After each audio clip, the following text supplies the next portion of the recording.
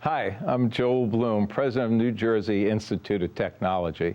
At NJIT, we believe that not only our students, but all citizens need to be informed about the issues facing higher education. As New Jersey's Science and Technology University, NJIT is proud to support the important programming produced by the Caucus Educational Corporation and their partners in public television. Funding for this edition of One-on-One with Steve Adubato has been provided by Fedway Associates, Inc., the Russell Berrie Foundation, Cohn Resnick, providing accounting, tax, and advisory services for more than 90 years. New Jersey Natural Gas, proud to support education in our communities. Verizon Communications. And by the law firm of Gibbons PC. This is One-on-One. When you first heard that they were doing Charlie Rose and Gayle King, didn't you go, what? People like laughing at others, so I don't mind if the other is me. See, you go right into the character. That's what it is. I'm bringing families together a half an hour each week. Man, I'm doing something special. And so I do feel successful.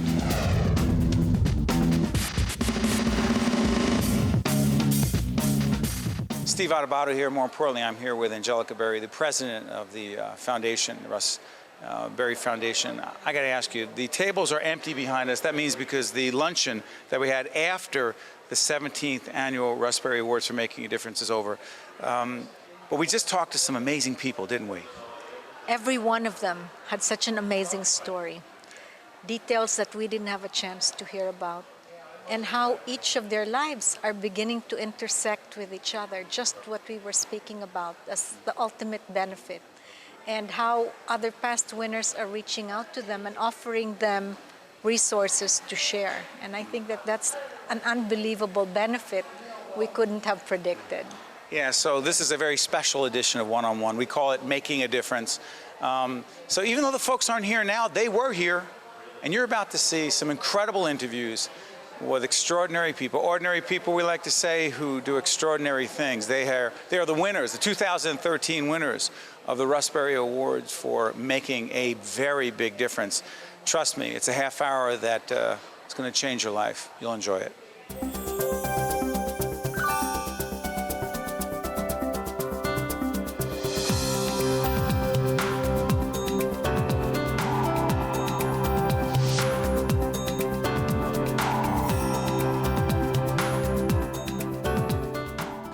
We are proud to introduce the $50,000. That's the biggest prize there is at the Russ Berrie Awards for Making a Difference. Our $50,000 winner, Regina Coil.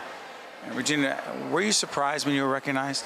I was. You're caught up in the moment of everybody's wonderful stories. You have all these great people talking about what they do, and you feel a little bit insignificant compared to some of the other people. I mean, I helped people in a flood, and I was there at the right time. But these people who do wonderful things constantly you just sit there and you go, okay, who's left?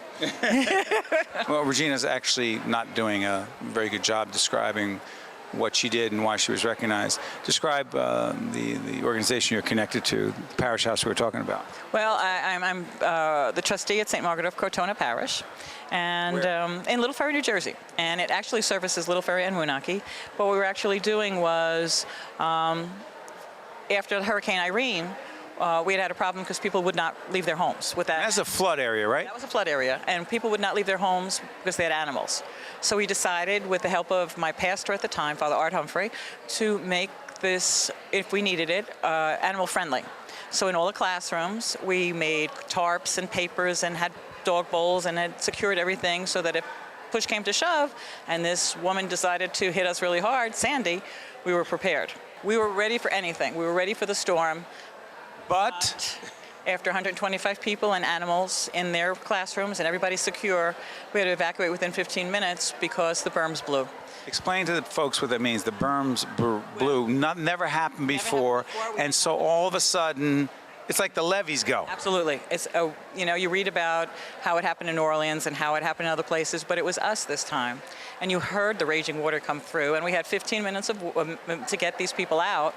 And then a little ragtag group after that who did not fit on the bus stayed there for about 3 hours on top of tables as the warders rushed into the hall. Did that mean everything that you had prepared was ruined?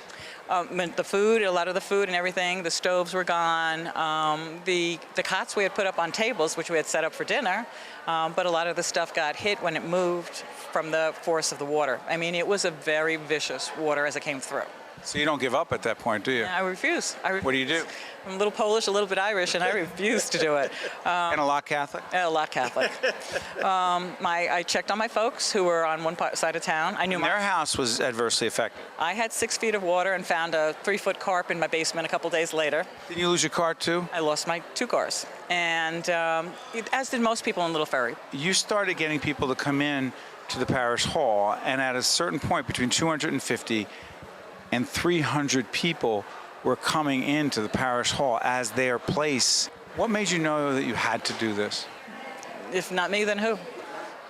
What would be the message that you would want to share with everyone watching on public television right now who say, hey, that's amazing, that Regina, she's something, but I'm not that kind of person? You say? Everybody really is that kind of person. You pay it forward just a little bit. Some people have it better than others. You just help one another. Mother Teresa used to say about the pebble, and that's what was spoken about today. The ripple? The ripple effect from a pebble. If you throw a pebble in the water, it has ripples. We can all be a pebble, but we certainly can be a ripple. That's what Angelica said. Yeah, that's what Angelica, and that's what Mother Teresa said too. We can all be, we don't have to be the pebble, but you can be the ripple. Just keep it going. Just pay it forward. Tell everyone about your organization and the difference you are making. Well, we run an organization dedicated to assisting young people who have dropped out of high school or coming home from incarceration or have just made some bad choices, and kind of get their life in the right direction and get them an education, some job training. And we've been in Newark for the last 12 years, and we're really, really excited about the work. Who are these young people and what are they facing? These young people are sons, fathers, uncles, aunts, mothers. They're young people who actually need our assistance and actually are the greatest source of inspiration and hope to all of our communities. So we've got to support them if we ever want our communities to be safer, saner places. And winning one of the awards, Robert, was very well received by our audience today. Winning an award like this, the financial part matters, but the recognition matters as well. What does it mean to you and your organization? Well, it means a great deal to me as the executive director of an agency, but I think it means more to my staff that their efforts are recognized for the tireless work that they do every day. Congratulations. Thank you, Steve. We're here with Chip Palix, who did not win in 2013, but he's a past winner, a big winner, one of the biggest. Real quick, your thoughts about seeing these 2013 winners. What's it feel like as a past honoree? Every year, Steve, it's the same feeling. It's inspiring. It's a great drive home to think about what so many people are doing around the state. You think you've seen it all, and then we come here and we just see another more heartwarming story, someone who perhaps had a challenge and bounced back and is making a difference. It's great. I just love coming here each year. You're inspired. Every year. So, when you see so many people who are giving so much of themselves in such creative ways and just really addressing so many deep issues that penetrate the community that we just might not see or know exists. So it's just a great feel every time we come here. You set the bar high for everyone else. Thanks, Chip. Oh, I don't know about that. I feel pretty humbled to see what everyone else is doing. It kind of puts things into perspective. Thanks, buddy. We're here with Jack Fanos from the GI Go Fund. Jack, you and your colleagues make a huge difference in the lives of veterans that are often homeless. Often some of them feel helpless. Describe where you find these vets and the condition they're in. Sure. So we go out to places where there's transportation, mass transportation. That's where veterans stay. Newark Penn Station, Newark Airport, bus terminals, underneath bridges. Oftentimes it's a matter of their training. That's why they go there. There's places where you can find food and shelter there. And they know how to survive. We reach out to them there and bring the Department of Veterans Affairs out with us. They bring their mobile health unit. We have doctors seeing veterans at 4 o'clock in the morning, 5 o'clock in the morning, getting them their services, getting them enrolled in the VA, and really getting them the benefits they deserve, and eventually getting them into housing. If you weren't out there who would be there for them? There are people out there who do things, but the level of services I think that our organization has brought, really trying to bring services to people rather than waiting for them to come to us, is rare. And it's a program that's caught on across the country. It's becoming a national model where people can go out there now and really learn how to reach out to veterans, really how to speak to the homeless, not to be scared, and really what services to bring with you. It's been remarkable. It's been incredible to see other cities take it on. And where are you now? Well, we're doing these midnight missions in Philadelphia, Baltimore, Washington, D.C., and we're going all over the place to do these. We're going down to South Jersey, and we're going to take it west across the country and really service veterans, not just veterans that are homeless, but veterans who are unemployed, veterans who are trying to go to school, veterans who come back from our conflicts serving in Iraq and Afghanistan need so much. What do they need? They need jobs. Number one, the unemployment rate for veterans coming back from Iraq and Afghanistan is somewhere near 28%. That's remarkably high. And what we need to do is teach employers first, do outreach to employers, tell them what skills veterans have to come home with. Don't forget, only 1% of our population is serving overseas. That means 99% of the people who are hiring veterans have no idea what they went through. We need to educate the public, teach people what these veterans, their skills are that they're coming home with, and then move forward and say, what training do they need? What education do they still need? Let's bridge that gap. Let's create a smarter society. Let's create smarter governments, and let's really service our veterans and do a great job for them. The award today, the Russell Berrie Award for Making a Difference, what does it mean to you and your organization? I mean, it's amazing. I mean, we started this organization with $0. We raised our first $100 selling stick flags at Rutgers football games as tailgaters. Thankfully, some of the people were a little intoxicated, so we got a little more money out of them than we should have. But I mean, raising money was very, very difficult. And now having done all the work that we've done, the partnership with Mayor Booker, the awareness that people have of what we do. You actually have an office in City Hall in Newark. Yeah, we do, and it's a pilot program that we started 4 years ago that's catching on across the country. Another one of the programs that's a national model. Other cities are bringing veteran services to their municipalities, into their buildings, rather than making veterans stand on long lines at the VA, which they've been standing on since the Civil War. Let's bring services back home into City Hall where veterans can come in to their city council, City Hall, and find services. It's about finding a smarter government, creating a smarter government, and moving the 21st century of veteran services forward. Keep it up, Jack, because our veterans need you, and they need a lot of help. And if it were not for folks like you and your colleagues, they would be a lot worse off. Thank you very much, Jack. I appreciate it, Steve. Thank you very much. One of the most amazing honorees is someone I had the honor of interviewing almost 2 decades ago. It was a while back. Richard Pumpelly. You were recognized today for the work that you've done for victims and families of victims of violent crimes. But the painful story is obviously you lost your own son who was murdered just by trying to be helpful. What's it like when you're recognized by others for the work that you have done to help so many other people? What's that feel like? Well, it feels pretty good. Obviously, one of the first thoughts that comes to my mind is a promise I made to my son over. Describe that. Well, we were treated, and you may remember this, we were treated so badly by the prosecutor's office. And remind folks. They literally shut us out of the process. They tried to force a plea bargain down our throats, and I wouldn't take it. And when I said no, they just kept us out of the process completely. Wouldn't talk to us, wouldn't notify us as to what was going on in the case. And we had to fight our way through it. And I just decided that, well, if someone like me went through that, an attorney, what's it like for all the other people out there, especially the people in the inner cities, the people who don't even know what rights they may have, about those who can't hire an attorney. And I said, what's the most important thing I could do? Is to give them a face and a voice in the justice process. So I made a commitment to my son way back then, and I said, no one's ever going to go through what your mom and dad went through. You know, victims' rights are civil rights, the rights to be treated with fairness, compassion, respect, and dignity, and we have made the civil rights movement a reality.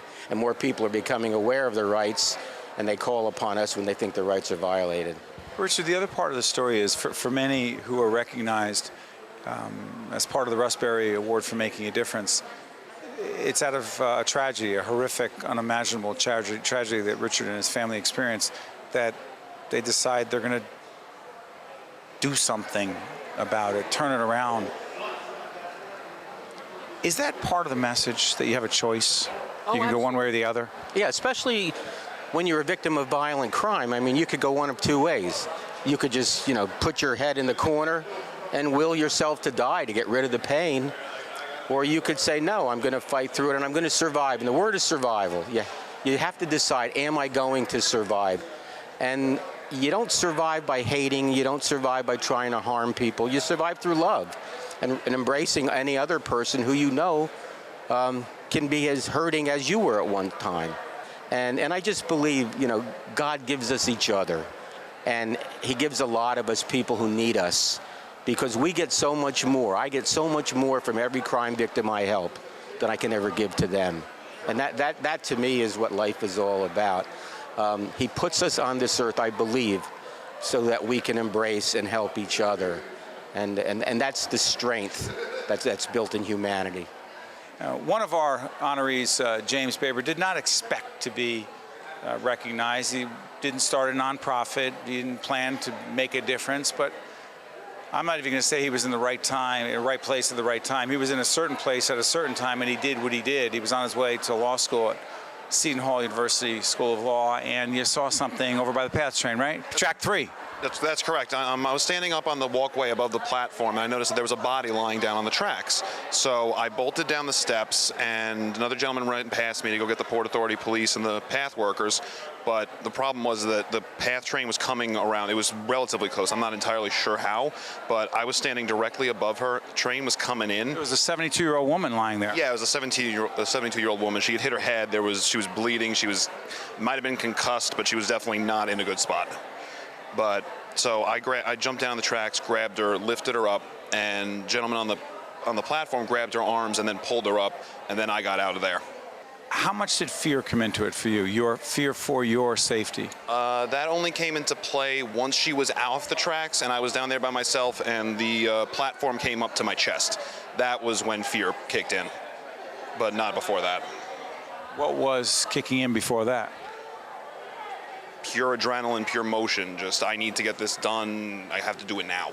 I can't describe it as any form of a rational thought process. It was just pure instinct and reaction. James won the, $25,000 award, which you didn't expect? Not at all. I did not expect any of this. I got the letter in the mail approximately 3 or 4 weeks ago, and it was a shock that this was going to happen here. And honestly, reading the other stories on the website and reading what past people had done, I didn't really think I was going to get one. The other honorees? Yes. I didn't think I was going to make one of the top prizes because it was just such a list of fantastic deeds that it was only once the $5,000 gifts had been given out that I started thinking to myself, oh, wait a minute, I actually am getting one of these. But it never entered into my mind beforehand because of what everyone else had done. Are you humbled? Highly. Steve Adubato here with one of our winners of the Russell Berrie Award for Making a Difference, Jennifer Papa from City Green. Your organization is one of the most unique organizations recognized today. Tell folks what you do. We are an urban farming and gardening organization, and we work with any demographic in inner city populations. So we do school gardens, community gardens, senior gardens. We work with ex-offenders, drug and alcohol rehab clients. So it's a lot of urban revitalization and food access. You started this organization how and with what money? With my own money. Your tons of money? Not $2,000, which I scraped together, and then I had a little fund drive, and we started with one garden, Women of Faith Community Garden in Patterson, and now we have 45 school gardens, 15 community gardens, 2 urban farms.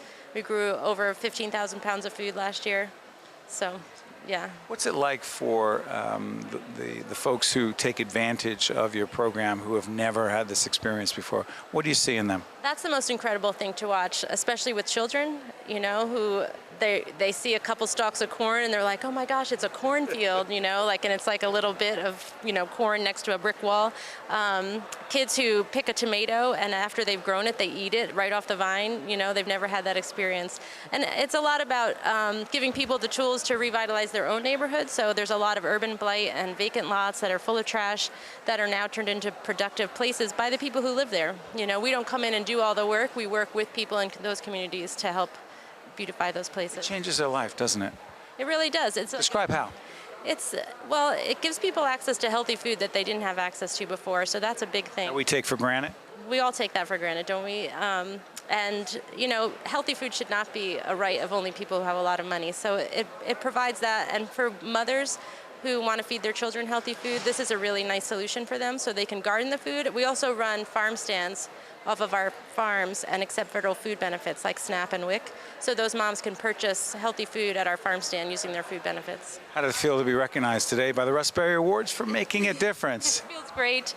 It validates the work we're doing. You know, you work really hard when you're a nonprofit and you don't lift your head up that much to pay attention to like your successes. You only look at the demand for your services and all the work that still needs to be done. So it's nice to give pause and, you know, be recognized. It feels really good. Congratulations. Thank you so much. We're here with one of our honorees, James Creedle, who has an amazing story.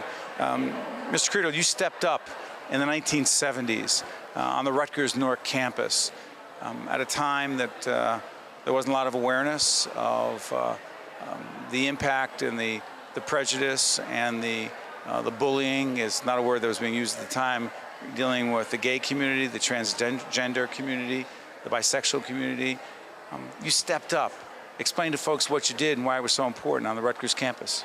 Well, basically, I did my work. I was working with the Black Organization of Students after the takeover of the building, and it was an attempt to really bring the variety or the diversity of the campus community together.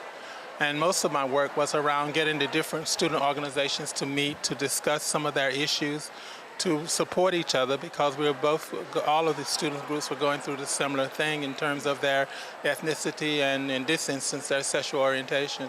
So our work was around bringing students together so that they would support each other. And fast forward, the organization that you are most affiliated with now, making the biggest difference, and why you were recognized today is? The Newark Pride Alliance, yes. Describe how important that is and what you're doing. Well, the important work of the Newark Pride Alliance is that after the murder of Sakir Gunn, it became evident that... Describe that murder. 14-year-old. Actually 15 years old, but that's minor compared to the fact of what happened to her. She typically went to New York because there were no safe spaces in Newark for her to go. So on Mother's Day in May 11, 2003, and her mother knew that she was there. Her mother knew of her going to New York to hang out with friends.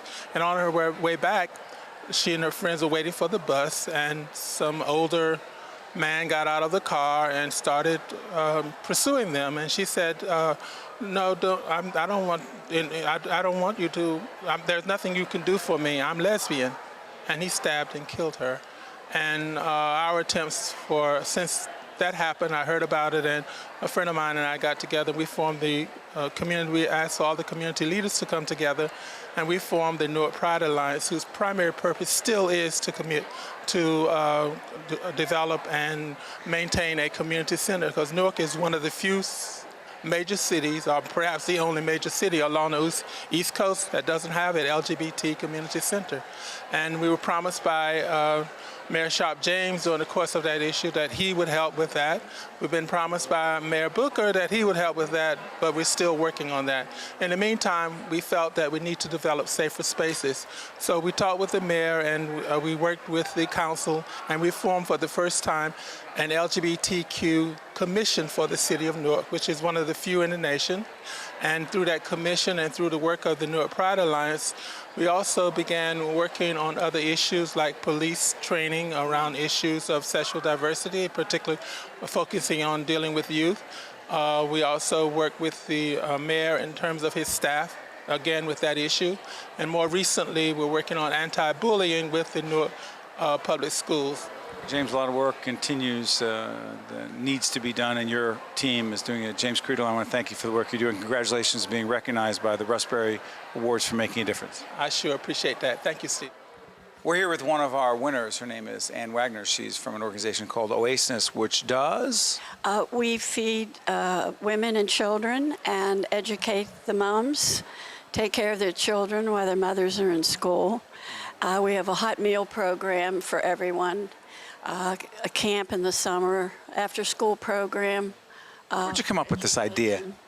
Well, I worked at a food hot meal program in Patterson for 12 years.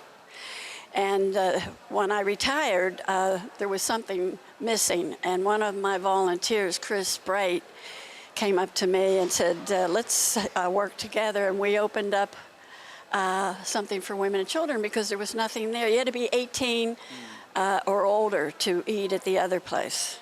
So that whole population of needy moms and little ones was missing for service. How much difference do you think you make? Well, after hearing your talk today, My introduction of you when you were winning the award, go ahead. I realized how much has happened there in the 14 years since we started this, and it's growing. And we started with a check for $47. And I said to the person that gave, that was the first thing we got. I said, why the unusual number? And she said, she handed me the card, and it was an American Indian's card face. And when I opened it, it said, make sure that what you do helps the next 7 generations. So the $40 was the donation, and then $1 for each of the 7 years. And I just thought that was, and that was our, and now we've built a $5 million building, and we're serving hundreds of women and children, all ethnic types, all faith beliefs. I'm proud of you to win the Russell Berrie Award. Thank you. I'm proud to be here. And I was touched by Angelica's presence. Angelica Berry. Yes, there was just something very sincere. And the president of this college, I felt the same way there, too. Well, there's something about you. Thank you, Ann. Thank you. Thank you. Today was a very special day, is a very special day, the 17th annual Russell Berrie Awards for Making a Difference. Angelica, what made today so special? I know I was feeling it, I know you were feeling it. Why was it so special?